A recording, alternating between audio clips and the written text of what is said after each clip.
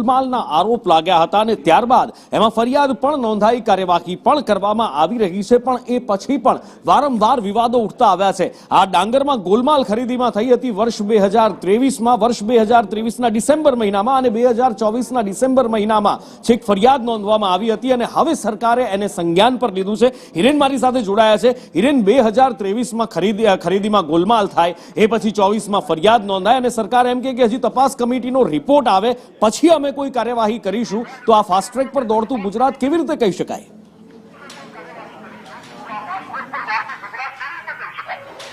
વિધાનસભા ગૃહમાં સરકારે લેખિતમાં અંગેનો જવાબ આપ્યો છે કે નવેમ્બર ડિસેમ્બર 2023ની અંદર આ ડાંગરમાં ગેરરીતિ ખરીદીમાં થઈ હોવાનું ધ્યાનમાં આવ્યું હતું। વિરમગામમાં આ ગેરરીતિ થઈ હતી અને એના આધારે એ ગેરરીતિની તપાસમાં પ્રાથમિક દ્રષ્ટિએ ગેરરીતિ સામે આવતા સ્થાનિક મામલતદારે પોલીસ ફરિયાદ નોંધાવી હતી। જો કે એને 2 વર્ષ થયા પછી હજી સુધી આ અંગેનો કોઈ રિપોર્ટ નથી આપ્યો। પોલીસ ઉપરાંત પુરવઠા નિગમની કમિટી અલગ હતી, જિલ્લા પુરવઠાની અલગ કમિટી હતી। આ બંને કમિટીઓને રિપોર્ટ માટે કહેવામાં આવ્યું હતું, પરંતુ બંનેમાંથી એક પણ કમિટીએ રિપોર્ટ હજી સુધી સુપરત નથી કર્યો। 2 વર્ષ જેટલા સમય સુધી રિપોર્ટ ન આવતા હજી સુધી કોઈ પણ પ્રકારની કાર્યવાહી આ કેસની અંદર કરવામાં નથી આવી।